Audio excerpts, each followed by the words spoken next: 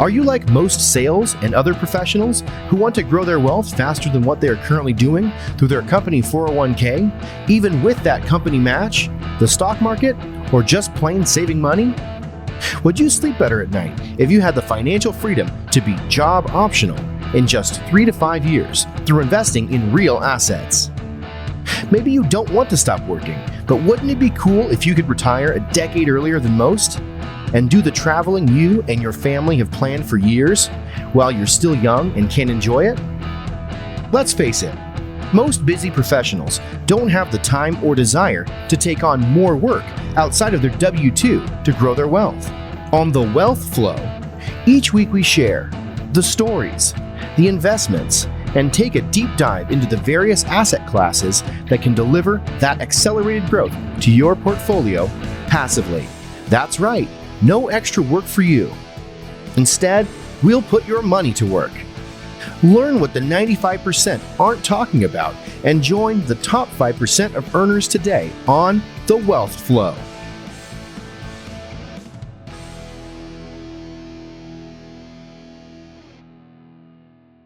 All right, welcome to The Wealth Flow. My guest today is Sumner Heeley.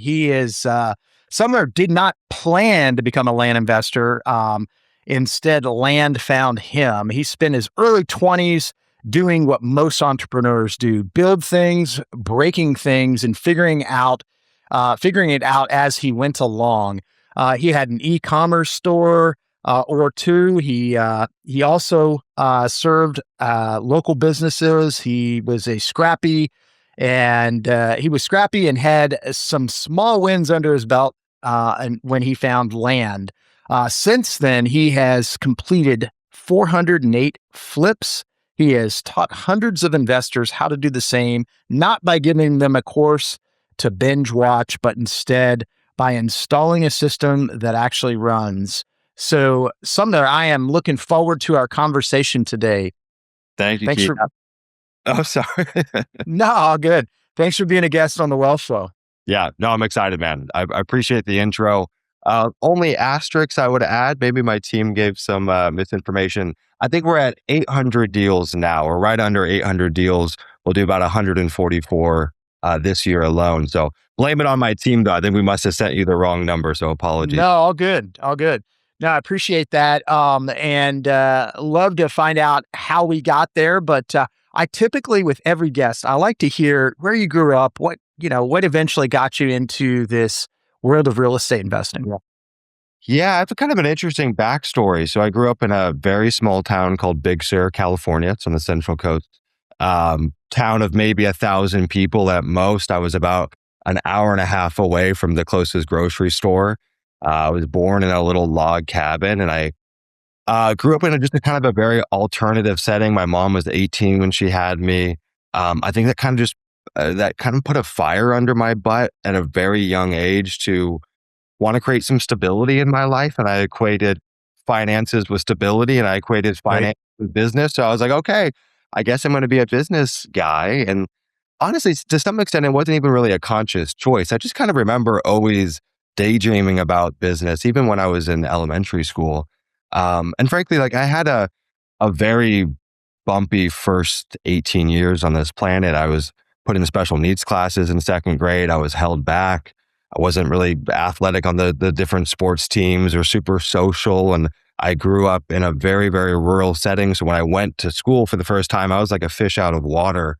And so business was always kind of like my security blanket. Like I would come home at 10 years old, hop onto our giant PC and just start reading PR releases or articles about or stocks or whatever. And so it's been in my DNA for a long time. I never intended to be a real estate investor. Frankly, I think I'm an entrepreneur before I'm a real estate investor. I just happened to stumble into this weird world of, flipping land, and the rest is kind of history from there. Yeah. Okay. What were some of the entrepreneurial things that you did ahead of the land investing, if you don't mind me asking? Yeah, it's a long list, man. I started in second and third grade hosting my own garage sales. It's a very weird arbitrage. I would go to Goodwill, buy stuff from a thrift store, and try to resell it at my garage sale, which is pretty hilarious. But like my first real business was a photography business. It was in 10th grade.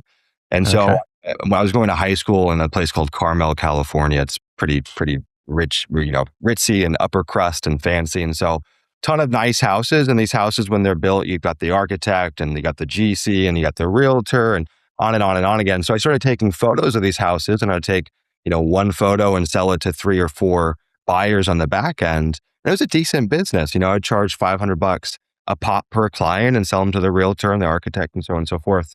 And so that got me through high school. Funnily enough, my senior year of high school, when I was 18 years old, I started like a pump and dump stock company. It was all legal, but it was definitely a bit of a gray area.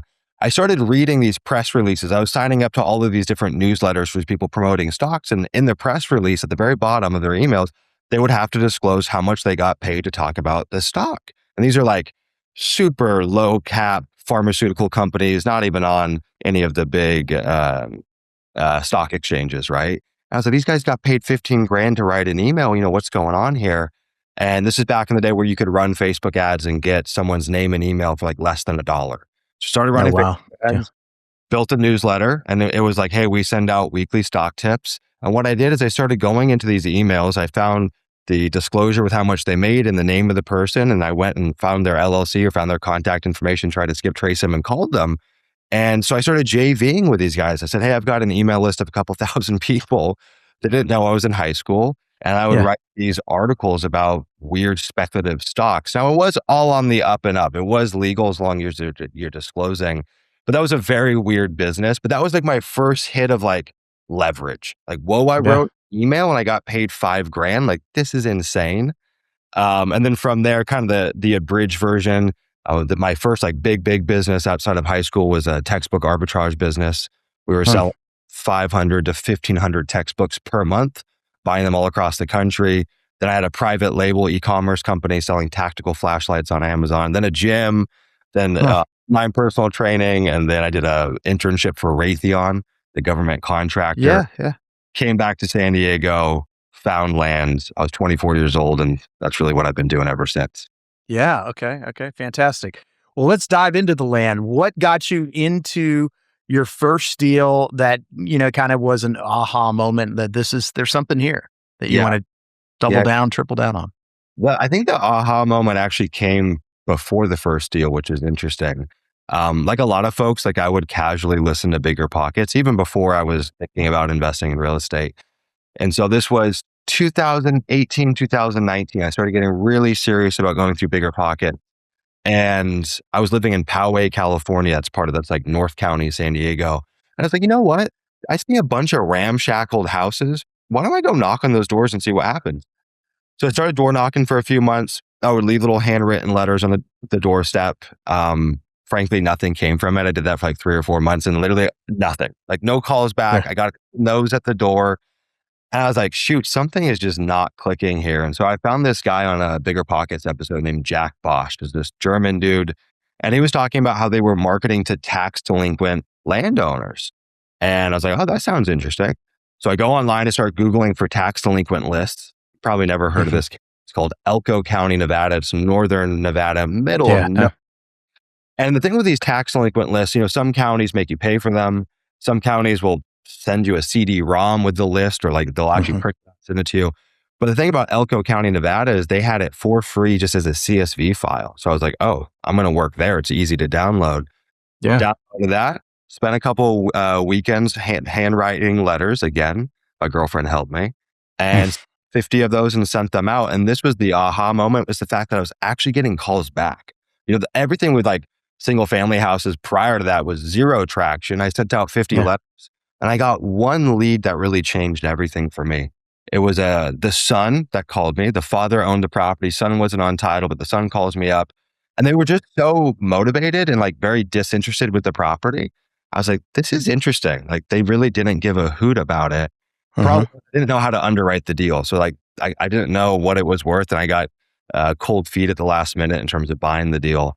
The first deal that I did though was a few months later, was in Nye County, Nevada. Again, middle of nowhere. It's west of Las Vegas.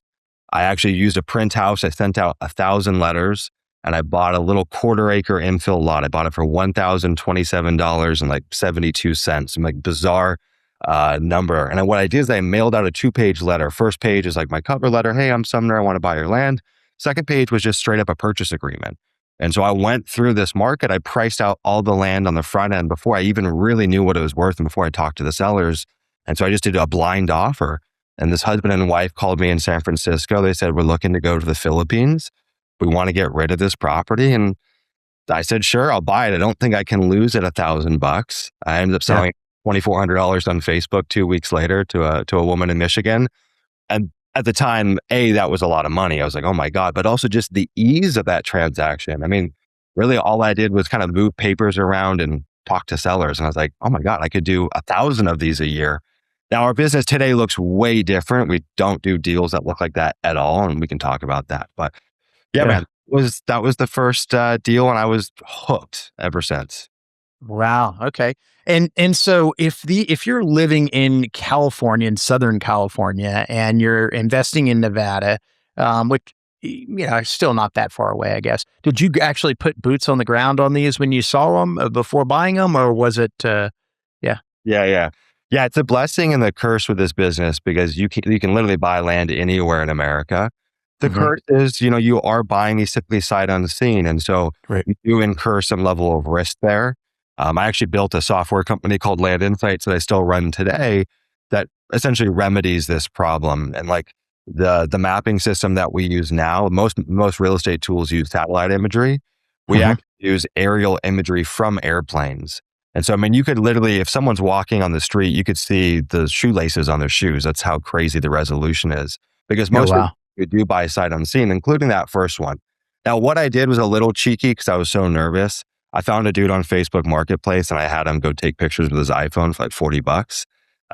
We don't do that anymore. And most of our deals move through realtors. So most of our markets were vertically integrated. We got the realtor and the surveyor and the title company.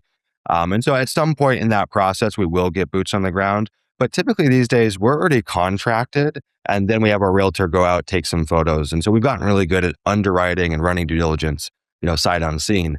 But it was scary. So I never visited that deal. Yeah. Okay. And it sounds like your process obviously has changed, which is normal, right? For folks to start in one direction and then move. You went from, handwritten letters at the very beginning into, more of a mass mailer that you sent out. But how has the message changed? Are you still using direct mail for the majority of these? And I guess, how has the message changed from the beginning and what do you feel like really works? Yeah, the market's changed dramatically. Like I really kind of create this dividing line. The fall of 2022, we went from what I call land investing 1.0 to land investing 2.0, and the models changed radically. And it kind of coincided with interest rates jacking up, and then there was a domino effect of a bunch of changes that happened in the market.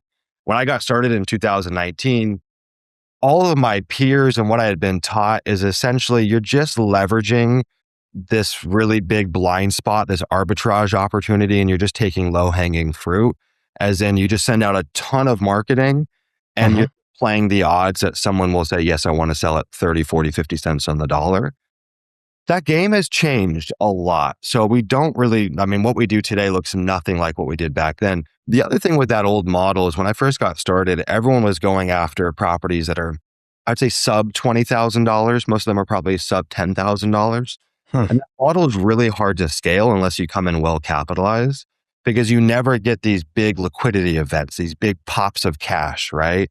To grow your team and reinvest back into the business. And so I started with $7,000 for buying my deals and running my business.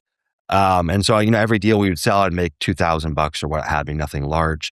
Nowadays, we play in what I call the middle of the market. So the average deal that we buy is worth $25,000 on the low end. It's like $250,000 or $300K on the high end. Pretty much all of these deals we're buying at about 50 cents on the dollar. Our average deal nets us about $22,000 per flip. So, the numbers mirror what you'd see in house wholesaling, but ROAS on marketing is way, way, way, way better than what you're going to see in traditional real estate. And I think that's really how I look at the health of different business models, is like, if I put in $1 into a direct response marketing machine, how much money do I get on the back end? And this business 10, 20, 25x is totally common. It's very hard to do in traditional real estate. And every month we get one big juicy deal. In fact, let's see, today's the 17th. So in 13 days, we have a deal closing will net 320 grand on that deal. Nice. One piece of land. And so if you do enough volume, you get exposed to the home run deals, once a month or once a quarter. Nowadays, from a marketing perspective, direct mail still works and all marketing channels honestly work. I don't think it's a question of like, oh, this one works and this one doesn't. I think it's about figuring out what makes the most sense for you as an operator. And really where I've cut my teeth, at least recently, is with cold calling. I've fallen in love with cold calling. It's hard to do. It's not sexy. I think that's why there's so much opportunity there. And we deal in a very kind of old school business, right? You're dealing with typically baby boomers. And so building trust and building rapport is kind of the edge here. And so cold calling allows us to do that much faster. Yeah. Okay. And so a couple of different things there. When you're first looking at the market that you're targeting, where are you focused and why? Yeah. Again, kind of like the blessing and the curse, right? You can work anywhere. But the curse of that is that land is super illiquid. Like compared to a house, land is a much slower moving asset and much harder to price. No one really knows what land's worth. It's pretty subjective. Where a house is like, look at if your neighbor's house sold similar year that it was built, similar square footage, like you approximately know what your house is worth. Land is much harder in that sense. So what we do is we're really, really, really selective about the markets that we work in because that's kind of top of funnel, right? There are certain markets where I can put $1 in and reliably get a 30x ROAS and have sub 30 days on market. There's other markets that could take me 12 months to sell a deal. And so if we look at our math for this year, just as for context, average days on market's 21.75 days from deal being listed to disposition offer accepted in writing, which is insane. That's insane for real estate, especially in this market side. And crazy for lands. And a lot of that is because we're so selective in our market. So what we look for is what I call non-obvious high demand markets.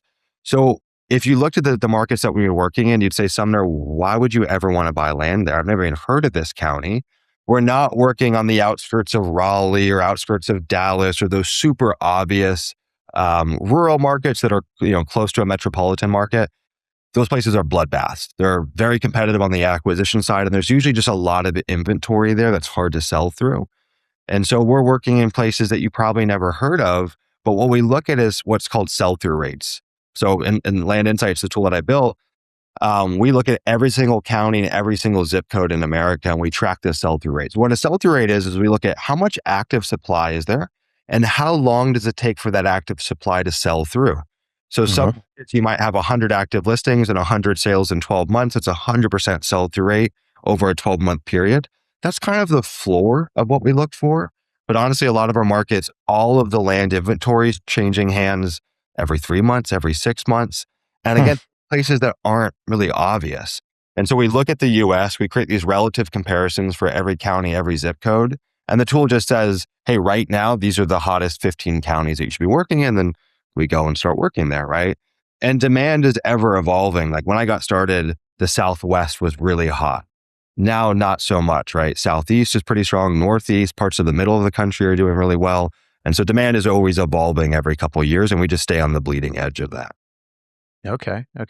And what about the type of land? Yeah. Are these residential lots that you're targeting? Yeah, it's a good question. Yeah. There's so many different variations of land, but I kind of break it up into 3 categories. So you've got infill. That's going to be within city limits. It's your quarter acre. The use case obviously is to build a house.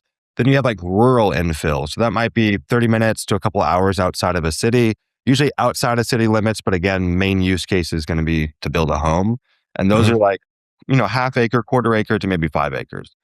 Really where we cut our teeth though is this very weird niche of rural recreational land. So we're typically way outside of city limits, very relaxed zoning. These deals are 5 acres to 1,000 acres, right? I just bought a farm a couple weeks ago, 330 acres. A lot of these deals are pretty large. Why I like that asset class is it's very resilient. So like when interest rates fluctuate, those infill lots can get crushed. No one can get lending. Your buyer pool shrinks, and so you're kind of a victim of where we're at in the market cycle. Of course, like all real estate is affected by this, but what I've found in the last 7 years is the recreational stuff stays really consistent. And I think that as the world gets a little more upside down, a little crazy like it is right now, people flock to the security of, I've got a 40 acre, I grow my food, I've got my cabin. Mhm. You see this too with the homesteading movement. Like people are flocking to this kind of new identity of like leaving the cities, working remote and having your own compound, if you will. And so we're kind of playing to that trend. The other thing with rural recreational land, it's really large. And so that gives us multiple potential use cases. And you've got relaxed zoning laws. Typically, it's just county zoning. And so a lot of these deals, we'll do some kind of value add, like an exemption-based subdivide, or maybe a rezoning, maybe an entitlement. And so Mhm. mainly our business is either cash flip. So we buy it for cash, take title, resell it. Maybe 25, 30% of the deals will actually double close, contract the deal, find the buyer, be that kind of the middleman in that transaction. And then the remaining amount of our deals are going to be like exemption-based subdivides. And that is a huge opportunity in America. Like, I don't think Yeah. people realize how good that business model really is. Hey everyone, sorry for the quick interruption. I wanted to personally let the WealthFlow audience know that we've launched several unique investment opportunities for accredited investors through my company, Slipstream AI Infrastructure. Our first is a data center land fund that focuses on acquiring strategic sites with power and creating value through entitlements before selling to one of our data center developers. Also, we've created a dual fund strategy, which combines cash flowing commercial real estate, which is already performing, and adding modular AI data center through a triple net lease to create multiple income streams and provide a targeted 3 to 5x LP investment return by boosting the net operating income. If you're an accredited investor and you'd like to learn more, visit Slipstream AII. That's again, Slipstream AI.com. You'll find fund information, details on each opportunity, and you can schedule a call directly with our team. Now let's get back to the wealth flow. Yeah, I agree. Maybe for the audience, if we could maybe go back and just kind of explain, you mentioned a couple different things there, like a double close and some other things. So kind of if we were going to break down the process, right? You're marketing in some form or fashion. It could be the cold calling, could be direct mail, whatever it may be. You get somebody that calls you back, and you have a conversation. You kind of see, does this seem like it's going to make sense? Does it seem like we're going to be getting this for a big enough spread? And you threw out there maybe 50 cents on the dollar. Is that kind of the magic number that you're looking for to get it for about half price so that you've got plenty of buffer? Because you're still in some of these, if you're flipping them, you're still probably leaving a tad of money on the table because you want to move it quick, right? You don't want it to be just stuck with the rest of the inventory that's priced at market. So yeah, maybe if we can maybe walk through that part of and just slowly talk about it, and then we can look at, from there. I've got some other questions that we can kind of tee up for you. Yeah. Good questions, Keith, man. A lot of people just gloss over the stuff, but I think these are really, really good questions. So Thanks. the only exception to the offer percentages, if you will, is double closing. In those situations, we very well might have a higher offer percent. And so Yeah. the seller will say, hey, you're giving us favorable terms and timeline. So therefore we'll give you more on the deal. A double close is going to cap at like 75 cents on the dollar typically. The other Okay. thing is that offer percentages are not static. So we don't just say, hey, we're offering 50% on everything. They do fluctuate based off of the price point of the property, the seller's situation, if there's hair on the deal, or if like we have to take it through probate or airship stuff, or whatever it may be. So it certainly can fluctuate. We bought a deal 3 days ago for $500 that's worth $10,000. So like, Wow. Yeah. cents on the dollar. So it does fluctuate a good bit. The general process, though, looks like this, right? We go through, we find a hot market, high sell-through rates, got the right level of supply. There's kind of a Goldilocks zone, not too little, not too high on the supply side.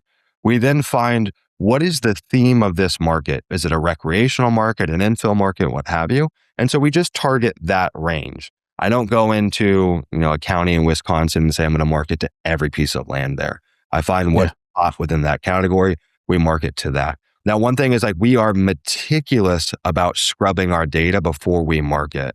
So inside Land Insights, the tool, we use AI that automatically scrubs out everything that's beyond a certain level of flood zone, wetlands, if it has too much topography, landlocked, et cetera, et cetera, et cetera. We use lead scoring as well to score our data on the front end. So we're going after sellers that are, more likely to sell or hot. So like we're really, really thorough in the data process. It doesn't look like us like shotgun blasting marketing. We're kind of snipers with our marketing. I think that's the best way to run this business.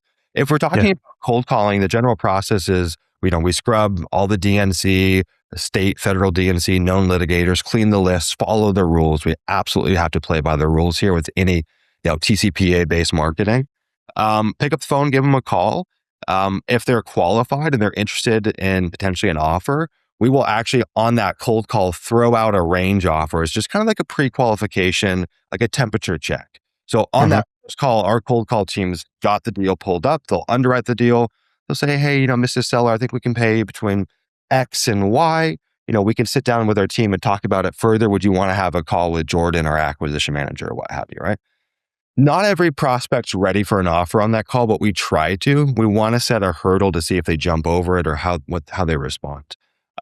Beyond price, though, one of the big things that we're looking to pre-qualify on is what I call the 3 whys. So we think about why sell now? There's got to be a reason, right? Why haven't you sold before? And why not just sell it yourself or list with a realtor? And so we also need to get those questions answered on the front end, because so much of this business just comes down to, and really any business, but are you spending time with the right people? If we generate 500 leads per month in the CRM, who are the 50 that we should really be hunkering down with right now and then just spend our time with them? And so like the average seller that we deal with isn't necessarily distressed. It's not like single family stuff where they're like, I've got, $1 million in IRS liens and I've got to sell now. It's usually just like a general disinterest in the property. Either I bought it 30 years ago, I've never been to it, or I inherited it, or I'm just, tired of paying the taxes, what have you. There's got to be some kind of reason. If a seller comes to us and they're just like, I just want to see what it's worth, there's really nothing we can do there, at least not right now. Now, once they get into our CRM, we follow a 2-call process. First call is our intake call, deeper pre-qualification. Second call is where we make our offer. On that offer, it's always going to be a range. We never throw out one offer. The low end of that range is going to be a quick cash close in the next 2 to 3 weeks. Super simple. We cover all closing costs. It's like white glove experience. On the higher end of the range is usually more of a creative offer. So maybe it's owner finance or double close. We're going to do an assignment or something of that sort. And then we don't really push the seller one way or the other. We just let them pick. And they're like, well, I'll go this route or I'll go that route. The cool thing about land too, like comparing it to houses, there's just a lot less friction here. Like we don't strong arm people into selling. We just give them the option and let them decide. And sometimes that sales cycle can take a year. Sometimes it takes a week, and we just keep on showing up in between. There's a lot more I could add on, but hopefully that kind of answers the question from my No, it does. Yeah, no, it does. That helps out quite a bit. And so what I'm hearing also, is like you mentioned, if somebody's truly just interested in cash and they want to do something quick, they're going to get a little bit less for the property, but you're going to end up having to use up a little bit more of your equity by paying for it up front versus somebody that's willing to work with you and potentially, allow you to the room to be able to find the buyer almost, before either closing or just kind of having them on the hook, or to owner finance it where, you may have to put a down payment and put it on some terms, but you've got some flexibility there to be able to kind of work your system and be able to do what you're trying to do to it to make it sellable. Yeah. If it requires entitlements and that kind of thing. Yeah. 100%. Perfect. How about code violations or anything like that? Do you guys ever look at that as a potential motivator? Yeah. Yeah. It's interesting. This business is like probably 20 or 30 years behind the times with other real estate verticals. So like list stacking, code violations, we've really cracked into that. I think there's certainly opportunity there. But to be honest, like so many of our sellers, it's super vanilla. Like they might not be delinquent on taxes. They bought it 6 years ago. There's nothing that really says this person's distressed, and they're probably not. There's like, dude, I want to hit the easy button. What we always talk about with sellers is for a lot of them, a bird in the hand is better than 2 in the bush kind of thing. It's like, if you give me an offer now, I know exactly what I'm going to net. I don't have to find a realtor. I don't have to wait. A lot of them just want that, like, it's the assurance of like, what's going to happen opposed to waiting on market and finding the realtor, et cetera. So you certainly could, but you actually might even still miss some deals by narrowing in too much. Too much. Yeah. Makes sense. Yeah. Yeah. And it seems like, quite honestly, a lot of times on those code violations, it's code violation after code violation after code violation.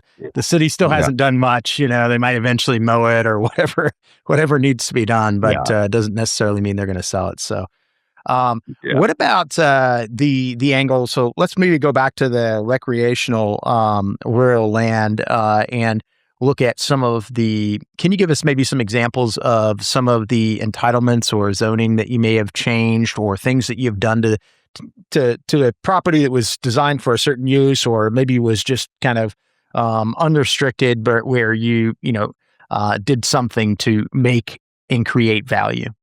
Yeah. Yeah. So I should preface that entitlements are probably my least favorite strategy, and I'll explain my favorite strategy here. Really, our biggest entitlement ended up being a very painful deal, but it was increasing the density on a property outside of Augusta, Georgia, big 40-acre tract, and then doing a paper lot set up and trying to sell it off that way. What I realized, though, in that process is it's a very different business model. Because you're doing all of this work, and then you got to find the one developer that wants to buy it. You're not selling off those paper lots individually. So you have a lot less control on the deal. There's obviously third-party risk with the county and things like that. And your hit rate's pretty low, right? You might allocate 50 or 100 grand to engineering work, and the deal might still explode. And out of that process, I realized this is not my favorite value add strategy. We come across these deals all the time. We typically will just flip out of them or assign them to someone that's their dojo. My personal favorite value add strategies fall into three categories. The first one is obviously subdividing. You could say that like a true platted subdivision is some level of entitlement, but usually we're doing what's called plat exempt subdivides. So for example, for you in Texas, the plat exemption is anything over 10 acres, no plat required for the child lots. And all you do is get a survey, get it recorded, and you're done. It does change by county, but for the most part, that's the exemption in Texas. And so every state has these. And so very, very simple process. And then we're still in full control of the deal, selling off those lots individually. We will go into stuff where we are getting platted and going through the whole process and approvals with the county. But I love the plat exempt model. I think you could build multiple $multi-million profit business just doing that every single week. There's a huge opportunity there. And we typically create like ranchette style properties that we sell off. The other thing that we've been kind of cracking into this year, which is a huge opportunity really in all of real estate, but I see a lot of it in land, is like curative title. So there's millions and millions and millions of acres of land in America that are stuck because the title's broken. And the way I look at it, any title problem is solvable. It's just time and money. Right? So you got to buy these things at the right price and have some technical know-how, but you can unlock an insane amount of value just by doing that, because the sellers thought that they were never going to sell it, or they're going to let it go up for tax auction. So we come in, solve the problem, and give them a little bit more. My favorite strategy there right now would be probate, like small estate probate, or affidavit of heirships, like in Texas, for example, and a few others. You can circumvent that probate process for the most part, depending on the setup with the sellers. And so little value add unlocks like that, you might buy those deals for 10, 15, 20 cents on the dollar and create a ton of value there. The next one, though, is actually like physical value add. So brush hogging is a big one for us. I'm not sure if you're familiar with that, but we deal with like very emotional end buyers. They're consumers. It's kind of like a first-time home buyer, right? So when they drive up to the property, they've got to see the vision. And if they pull up and it's just overgrown trees and vines and bushes, they're like, what am I looking at? And so these deals, we can come on, spend $2,000 per acre brush hogging, give us some appeal, massive value add. The other thing, like in certain states too, bring a soil scientist, getting a septic approval, that can be like a 20 to 30, 40% lift on value, especially in states like North Carolina where the soil's bad. So those are my main playbooks for value add. I do leave a lot of money on the table by avoiding entitlements, and maybe I'll change my mind at some point, but it hasn't been my favorite. Yeah, it's doing that on some properties now, and it's amazing what can happen. Yeah. If the community doesn't get behind it, it can be an uphill battle. Yeah. Yeah, But but you get paid the big bucks if it works out, right? for sure, for sure, it can be well worth it. If it all comes through, and it can be a long process. In a lot of cases, it can take long time to get it done. But Yeah. when you do, it's worth it. So. Yeah. Yeah. But it is, like you said, it's a different business model. Yeah. What about how about on the sales side? You mentioned kind of at the head of the conversation that you've got your team in place. You've got a real estate agent typically that you're working with. You're putting it sounds like on some of the various sites like Zillow and some of those. But what are you always working with a real estate agent in each area just to expedite things and get it out there? Yeah. Yeah. Pretty much I've ran this business with every variation of team set up. And like I've tried, I literally think every potential angle in this business. So when I first got started, what I did is I had a big disposition team. And so back then, the way we created value was less so on the acquisition side. We would buy mediocre deals and then just plaster marketing everywhere and then have a sales team to sell the deal. I realized that like you can actually create way more value via the acquisition, how you structure the deal, the kinds of deals you go after, et cetera. Yeah. Then from there, dispo doesn't become an afterthought, but it becomes a lot easier. What I also learned in that process is that buyers typically don't know how to find land, doesn't have a situs address. They don't know where the four corners are, if they're staked, or what they can or can't do in the property. Yeah. So for us, what we do with agents, anytime we hire an agent, which for us is like, there's probably only 2 to 5 deals per year that don't go through an agent with us right now. We tell them, look, we build out all of the listing assets. That's like our zone of genius. We're really good at listing lands. We have a whole formula. All you need to do is pick up the phone when it rings, show the property, and then follow up with any like tentative verbal offers and get them to put something in writing. We typically pay them about 6%, can change based off the price point of the property. And that's been a massive unlock for us. Like our team is smaller. We delegate that work. We actually have someone showing it in person. And by virtue of that too, we also have someone to help with due diligence. So we don't get agents to do our, underwriting or CMA stuff. We typically do that in-house. But, every now and again, we'll buy a property. It's got a small house or a cabin or whatever, some kind of physical improvements. And that agent can go walk in and give us insight that otherwise we just really wouldn't have. So it's been a huge unlock for us. And what we found is there's so much value to be created by having the right agent. Most of them suck, but the right ones, and the right title company. Most of them suck. We actually had the title company blow up a $40,000 profit deal yesterday. Scared off the buyers. Like, things can go wrong there. But when we have the right agent, right title company, usually that we can do more creative deal structures. In a lot of cases, sometimes like we'll find really small title shops that have lower kind of hurdles for insuring the property. So easier to get a title insurance policy. So we can do easier curative title stuff. So we just can like really hunker into our markets and build that team. It's been like a huge asset for us. And so nowadays, most of our marketing is in, 10 states or so. We've kind of got our markets that we just dominate. We build a buyer's list. We've got the agents, and it's made our life so much easier. Yeah. Yeah. It makes sense. And maybe here we can shift gears a little bit and talk about what you're doing to help other investors and how people, could connect with you. Because you're right. I mean, a lot of the things you're mentioning, title company, most people think and they look, there's times where it seems when the market's really good, it seems like there's a title company on almost every block, and they're not all the same. One of my last mobile home park deals, I had the title company that I've used for a lot of other things. I'm really good friends with the lady, but I mean, the hurdle that they were going to have, because this one was a family where the dad had passed, it's in the mom's names, the mom had dementia. And so the son, who is an attorney, was going to have to be signing. And it was like this layer of things that really it was all legit, but they didn't really want to touch it. And they were going to make it so hard for me to be able to close on the property. And then I talked to another title company. I said, here's the landscape. Here's what the picture is. And she was like, no problem. You just need this. And I'm like, okay, we can do that. Yeah. Well, one thing I'll just tack on to that. what I always tell folks inside of our community, and I'm obviously not the first person to say this, but I think it's really relevant, is like, it's always a who, not how game, right? Yeah. We'll get people that are like, I can't do X, Y, and Z to solve title, or I can't double close or whatever. And I'm like, just call a different agent, different title company. And sure enough, it's almost always a yes. And once you build that team, it's a super big asset to have that Rolodex of agents, title companies that you use. So anyways, we can jump into the next step though, but yeah. Yeah. No, but for sure. And again, same thing, the double close thing. I mean, ever since wholesaling really kind of gained traction, title companies some of them started getting kind of freaked out about that. And, you'd have to go to specific ones to be able to do that. Yeah. So it's good to have a team that has experience that you can work with, that you can follow, kind of be, mentor underneath, or a program like what you've got. So tell us a little bit about your program. Yeah. It's an interesting story. So I started obviously in the land business in 2019, and I'll just preface this because I think it's rare nowadays.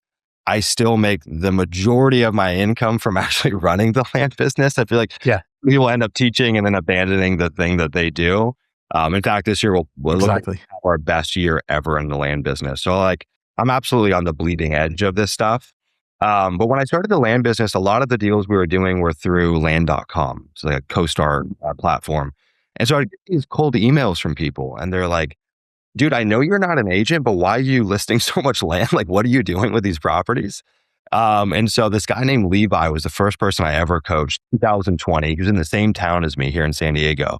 He's like, hey man, can I pay you for coaching? And I was like, no, because I literally have been in this business for like a year and a half, but we'll meet up and I'll just show you what I know. And it ended up working. Like he ended up getting great results and going full time, et cetera. And then slowly that just kept on happening more and more, just strangers reaching out to me through email. And I was taking on maybe like 3 to 5 clients a year. And then in 2022, I was on a whitewater rafting trip and I was kind of having a bit of an existential crisis, I guess. I was in the Rogue River in Oregon, 5 days, no cell reception. You're just whitewater rafting and camping. A lot of good time just to kind of think. Sounds awesome. Yeah, amazing, man. Good time for some soul searching. And my aunt was on that trip and she's a dating coach. And I was just kind of explaining to her, like, the land business, if I died tomorrow, like, I don't feel like I've done any good in the world, like you're just flipping lands. And it's like, it's great. It's self-serving. It's means to an end. It changed my life. But I'm like, I just feel bored, Yeah. And so prior to that, I'd been doing Meals on Wheels during the week. I was dropping off food to old people. I was just like, I want to feel like I'm doing something of value in the world. And she's like, well, dude, why don't you teach people what you're doing? And I was like, I don't know. I don't want to be a guru. And I actually oddly had a lot of fear about putting myself out there. Like putting myself on social media, I don't know why, was so terrifying for me. And so I resisted the idea. But by the end of the trip, I was like, you know what? She might be onto something. And so that was June of 2022. I locked myself away from June till September. I built out Leah, which is the community that we run now, launched it with no following, somehow got a sale on our first day. And then 3 months later, about 3 months later, January of 2023, it just exploded. Like, I don't know what happened, like a converging of events. Like we went from, a couple people a month to like $100,000 that month in cash collected. And I'm like, what is going on? Like it just exploded. And there's partially word of mouth, partially I'd been making some YouTube videos. I went on a podcast and I was like, okay, there's something here. Built the team and it's just, kind of organically grown from there. We've worked with about 1,000 people in that business now, which is kind of crazy. We teach a very distinct approach to this business though. And really what happened after 2022 is a lot of the coaches in the space that were teaching the 1.0 version, they stopped running the business, became technically more challenging and they didn't adapt. So we're at this really weird kind of junction in the business right now where the churn rate is vicious in this space. Like people are leaving, like it's a mass exodus like I've never seen before. It's part of the reason I'm bullish on this business moving forward, because people will go through one of these programs, they last 6 months and they're out of here. And I think a lot of that is, A, it's hard like any business. They kind of get sold a dream. It's not true. It's not a get rich quick scheme. But B, these people that are talking about the business don't run the business anymore. And so there's kind of a disconnect there between what's being taught. And so it's like this line in the sand of this new 2.0 model. It's really the only way to play the game nowadays. I like to say that we're the only ones teaching that. And so that's kind of blossomed into something much larger than I ever expected. In 2023, that same year, I partnered up with a technical co-founder. We launched our first SaaS apps called Land Insights. That's turned into a way bigger business than I ever expected. It was initially a market research platform for land investors, and it's bloomed into a full end-to-end real estate tool. Like, think about PropStream on steroids, something like that. Okay. And then actually 5 weeks ago, I launched a call center. So a cold calling call center for real estate investors. And so I've just kind of like been building this flywheel over time where people come through the program, we do deals together, they use the software, and it just kind of all flows together. And I think that the reason I've done that is because I can't stay away from building things. Like, I love the fulfillment of coaching, and I love the mystery of starting a new business. Like, I think my golden area is like the 0 to 1 of building businesses. And so in our land business, we've got over 20 people now. I'm very phased out of it. I mean, I might spend 2 to 5 hours a week in that business. I also have a lot of free time. So yeah. Yeah. No, that's great. That's a good transition from, obviously you're still highly involved in the business. I think that is important. I think sometimes people do lose touch with actually what still works, because like you said, markets shift, things change. And what was hot, 2 years ago is not necessarily going to be what works today. But I also think, and I'd love to hear kind of your experience on this, but one of the more rewarding things that I've seen in any business is when you've learned what works and it's been life-changing for you, the ability to be able to help somebody and change their lives and hear their feedback on how it did change their lives is something that is pretty darn rewarding as well. So, Yeah. have you seen that in your business as well? Yeah. No, I have. Well, we can go through some interesting stories, but I don't know if I have like one central theme of like the mission of my life is to do X forever. Who knows if I'll be a land investor forever? But I know for this decade of my life, my goal is to help as many people through land because I think we're really good at it. And we could talk about some recent results out of the community, which are just insane. But also, it's crazy, man. I think there's maybe 2,000 to 3,000 people running this business and only a couple hundred people that are doing it at scale. And so there's so much room for more people in this space before it looks like house wholesaling or whatever. And so come one, come all. I just think there's a ton of opportunity here. I was actually just yesterday, I was in the sauna with one of our sales guys from the land business. And his younger brother joined Leah about 3 years ago. And about 2 years in, I get an email from him, screenshot of his bank accounts, his checking account with $1 million sitting in his checking account. He was a bartender, dude. He was a bartender working part-time, living with his mom and made $1 million liquid in his bank account. It's pretty insane. I got another guy named Josh Pierce. I just saw his Instagram yesterday, so he's kind of top of mind. They're doing $200K a month in their land business. He was a fitness coach prior to this. He just got into ultra marathon, so I saw it on my Instagram. We've had a bunch of people, oddly, in Southern California that have gotten into this space. A lot of folks, if we look at the demographic, a lot of these folks are either in real estate and they're transitioning, or they run another business and they're transitioning out of that business, or they're just green behind the ears, brand spanking new, never ran a business before. And so one of the guys that lives pretty close to me here, his name is Ben G, commercial real estate broker, joined about 3 years ago. They just did a deal that they made $2 million on, big subdivide out east. They're doing about 150, 200 grand a month. We had another guy, Dennis Yasko, who's a sub 2 guy. He's actually the sub 2 sales trainer for the sub 2 community. Just did a 1,300 acre subdivide. They'll make over $2 million on that deal. We've got, I would say, well over 24 folks that have gotten to that 7-figure mark. Hundreds Very of nice.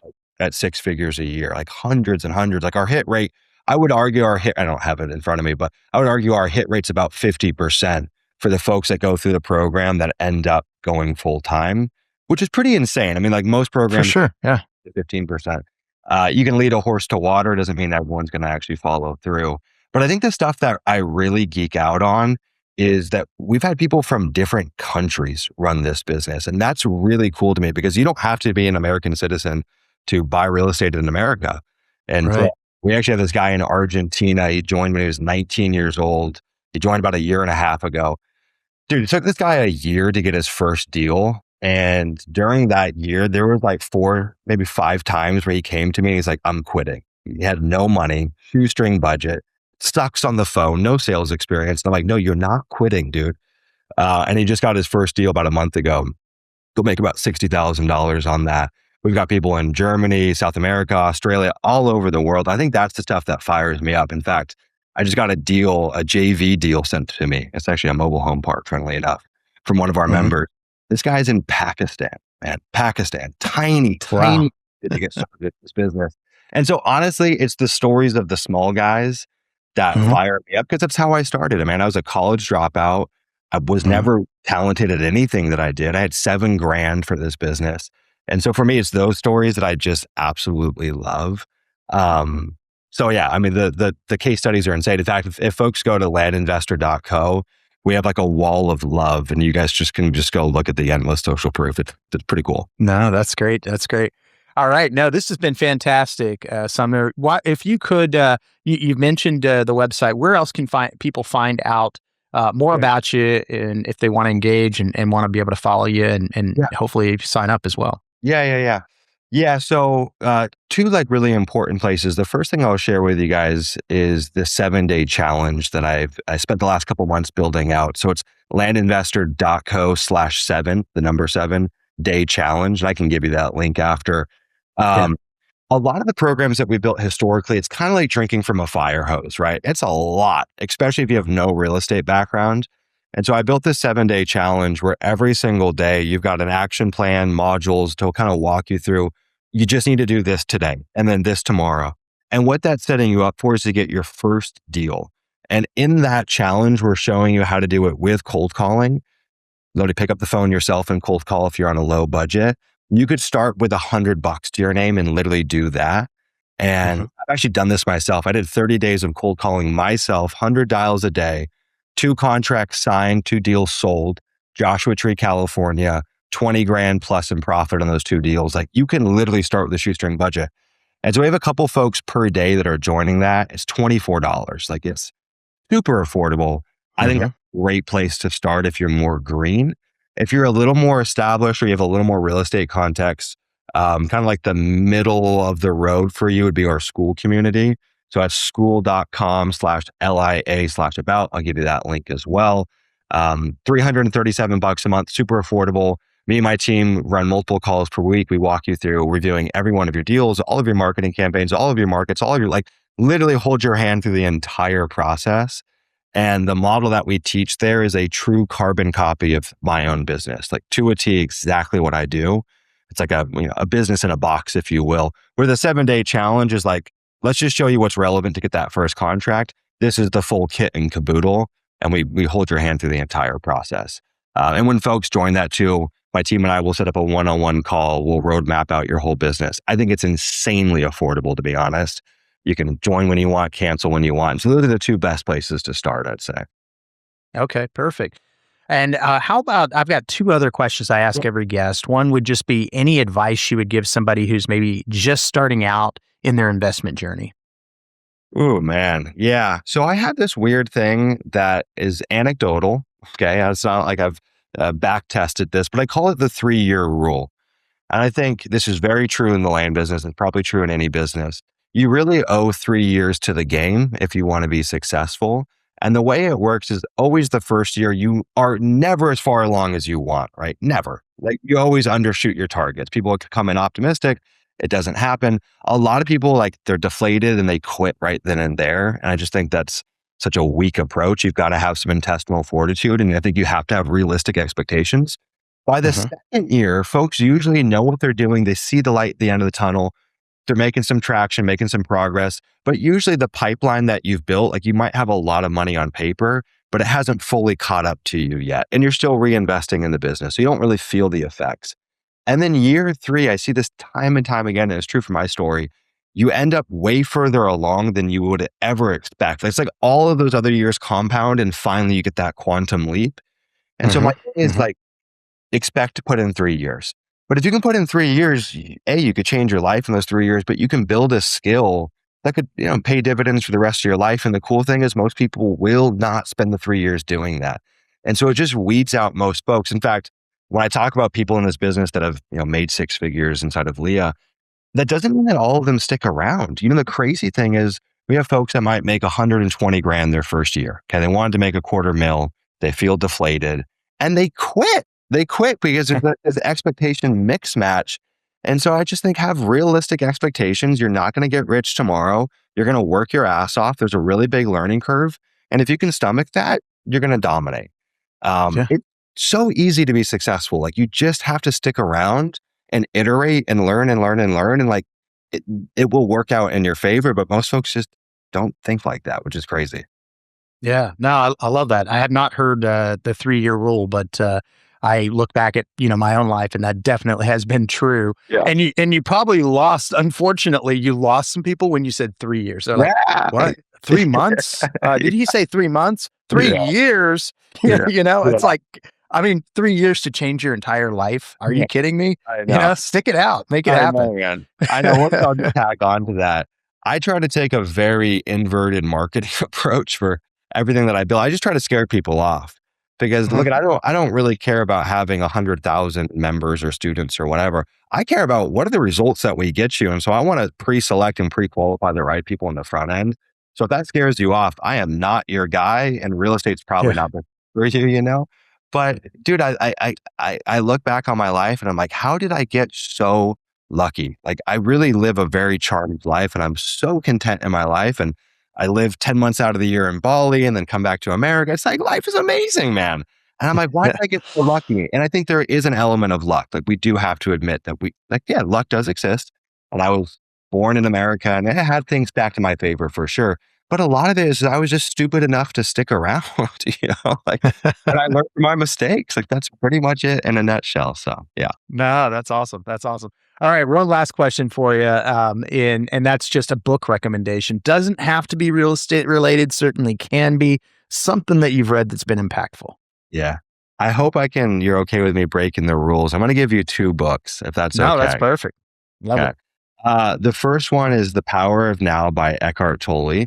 I don't know if you've ever read that book or heard of it. It's not a business book, but I think as entrepreneurs, it's so easy to always live in the future. And I think so much of our anxiety or overwhelm just comes from all of this future casting. And so I read that book when I was 19 years old. And I remember reading it. And the premise of the book is learning how to live in the now and habits and tactics to be present in our daily life, right? And that is life. Life is always just the present. And it's so easy to get hung up on the past and be sad and depressed or anxious about the future. I remember reading that book and sitting in my kitchen in San Luis Obispo, California. And I looked out my window and I saw this hawk just flying. And I just looked at it for like 10 minutes and looked at nothing else and thought about nothing else. And I felt so much joy. And I was like, I've never really actually looked at a bird with that much intention and presence and just to see the beauty of it. And I find that when you really just live in the present, it's so rare that we actually are dealing with problems right now. Like if you ask, what's the problem in front of me right now? It's usually in the future. There's usually nothing in your immediate environment that's causing suffering or pain or angst or sadness. And all of that negative emotion comes from the past or the future. And so I'm by no means perfect at it, but I think as entrepreneurs, it's a skill that we need to develop because for me, my edge is longevity. I will out my competitors because I'll be here forever, but I can't have longevity if I get overwhelmed and anxious and depressed and all of those things. And, I still experience feelings, of course, but learning to be present's been a big unlock for me. The next book has got a horrible title, but it's an amazing book. It's How to Get Rich by Felix Dennis. Have you ever heard of this book? I don't think so. Okay. It's the subtext is the distilled wisdom of one of Britain's wealthiest self-made entrepreneurs. Super eccentric entrepreneur. He owned a portfolio of magazines and newspapers. I think what he's most famous for is the Maxim magazine. It's kind of like a list magazine. I remember that one. Yeah, I don't know if it's still around, to be honest. I think this guy's worth hundreds of millions, maybe billions, but it is just like the most honest biography of being an entrepreneur. All of the good, all of the bad. And in that honesty, there's so many like models and frameworks and tactics that you can pull from that book. Honestly, I should probably go back and read it again. It's been a few years. And for me, like I felt a lot of comfort in reading it. I was like, oh my God, someone else thinks like me or has been through similar things to me. So I felt like I Yeah. was hanging out with a friend, to be honest. It was an No, important- that's great. That's Yeah. great. No, I don't think I've had that recommendation. I think I have had The Power of Now. I need to double check that I've got The Power of Now after you're mentioning. I know I've heard of it, but anyway, I asked for the audience, but I asked for myself as well. So those are two that Nice. I'll look up. Nice. So Sumner, this has been awesome. I really appreciate you being a guest on the Wealth Flow, and I think we'll call it a show. Thank you Let's so do it. much. Thank you. Appreciate it, man. Yep. Thank you. Thank you for spending part of your day with us here at the Wealth Flow. If today's conversation gave you new ideas or perspectives, the best way to support the show is by subscribing and leaving a quick review. And sharing the episode with a friend or a colleague, it truly helps us continue to bring you great guests and valuable conversations each week.